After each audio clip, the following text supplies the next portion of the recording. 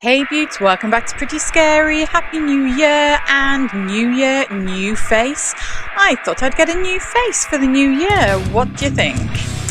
In all seriousness, this is just a bit of a laugh. So if you'd like to know how to recreate this cosmetic surgery gone wrong, then keep on watching.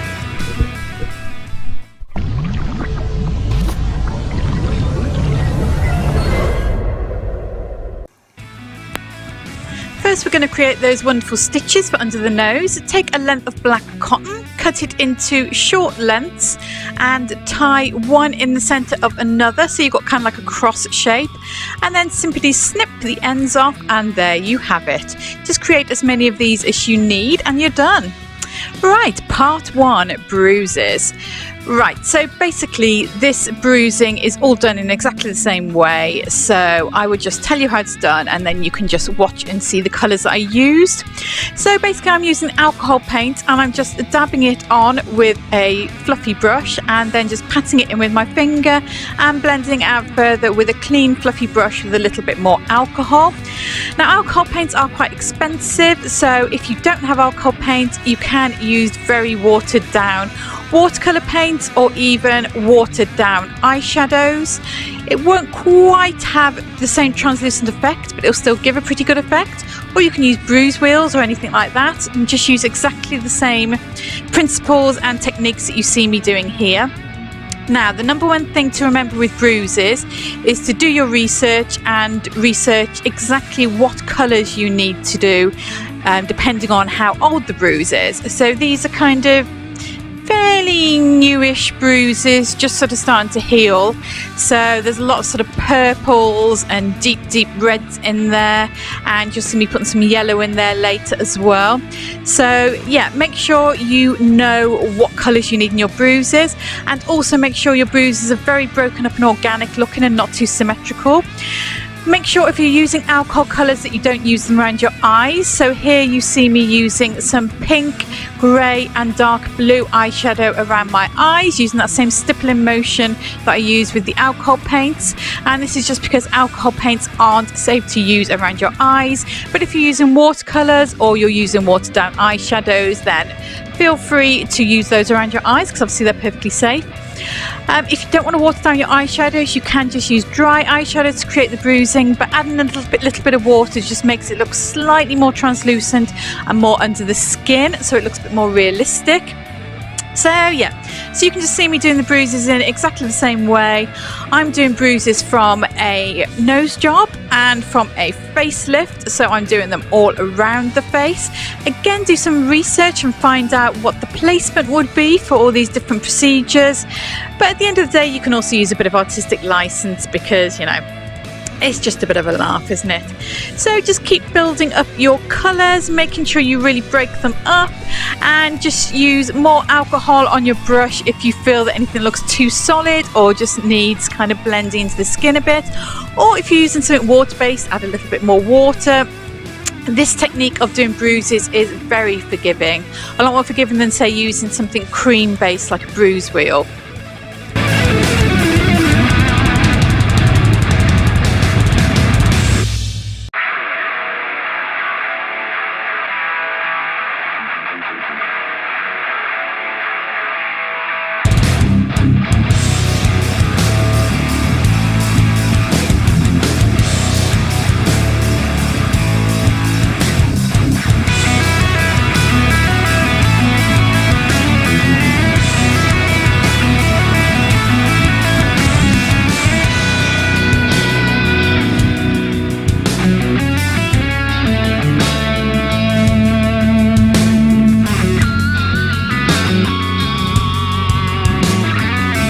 Here you see me adding that yellow that I mentioned earlier. You see a lot of yellow in bruises once they've started to heal.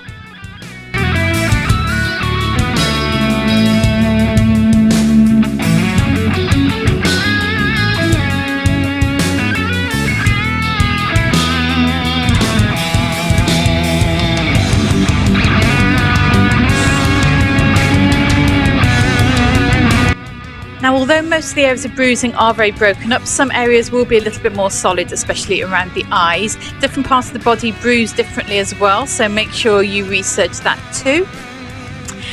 Now on to part 2. So we are going to attach those wonderful stitches. First of all, I'm painting a little thin layer of alcohol paint to simulate dried blood around the bottom of my nose where it's been cut open and, you know, chiseled around and stuff. I'm using a couple of different shades of red, so a bright red and then a deeper red, and then mixing some black in as well just to create a real kind of scabby effect. You can use a red liquid lipstick or face paint, whatever you have. Now just adding some latex under my nose and then just sticking those little fiddly stitches on using some tweezers. You can use eyelash glue, you can use a prosthetic skin adhesive, whatever you happen to have. I just had some latex to hand because I'll be using that later on in the tutorial.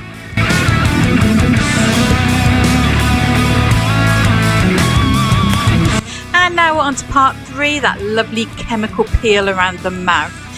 You know what it's like sometimes if you're a smoker, or which I'm not incidentally, or if you drink through a straw a lot, or if you pout a lot, you might have a few wrinkles around your mouth, so you might want a bit of a chemical peel.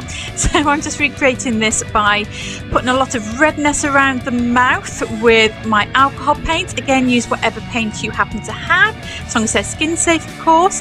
And then I'm just going over that with some latex. And once I've got a thin layer of latex all over that, I leave that to dry.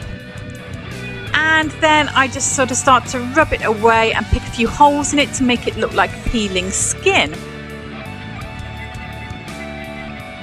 Just using my tweezers there to pull away small areas and just adding a little bit of extra latex in areas where I want a bit more peeling. And then going back in with some alcohol paint and just painting inside those peeled areas, because those areas will look particularly sore where your skin has been burnt off with that lovely chemical peel acid.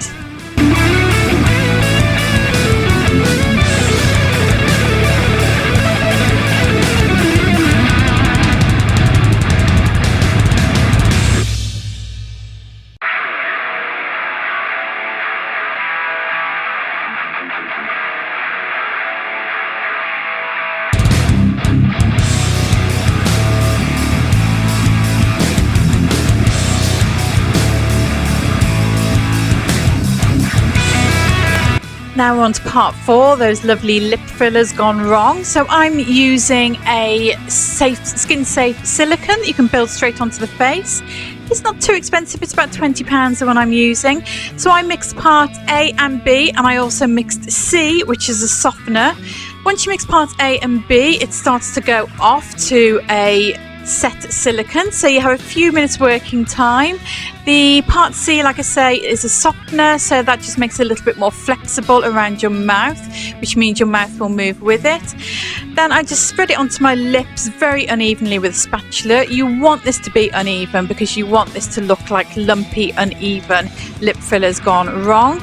And then once I'm happy with the overall shape, then you can just see me dipping my spatula there into some Vaseline and just smoothing those edges so that it looks part of my lips. You can use your fingers as well just to smooth those areas down. You might need to wait until the silicone started to slightly set before you can actually really smooth it down well. Now, once you're happy with that shape and the smoothness, and once the silicone is set, you need to dab off that Vaseline. I just used a little bit of the isopropyl alcohol, and then you can paint the lips. Again, I'm using my alcohol colours, but you can use whatever you like. I'm just using a pinky tone to simulate my real lips, and that's my base tone. And then I'm going in with a bluey tone to simulate a little bit of bruising around the lips, because trust me, when you've had lip fillers, you do bruise. I've had lip fillers myself in the past once, and I got a rather spectacular bruise on one side of my lip.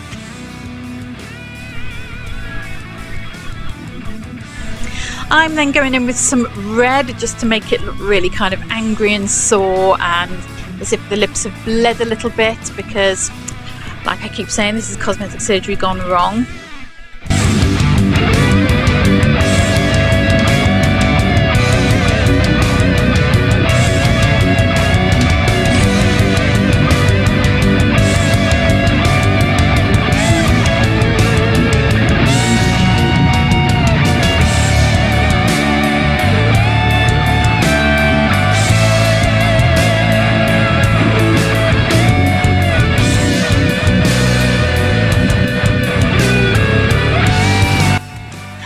once your face is suitably messed up, you can go in with the finishing touches.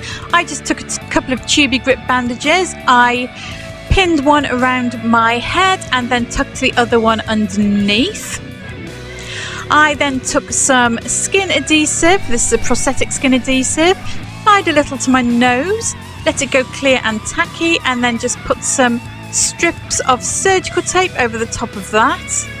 And then a strip of cardboard that I just cut out over the top of that, and another surgical strip over the top of that. And then just to finish off, I put some congealed blood around the edges of the face and under the nose. Beauts, this is the finished look. If you like this video, please give it a massive thumbs up because it really helps me out.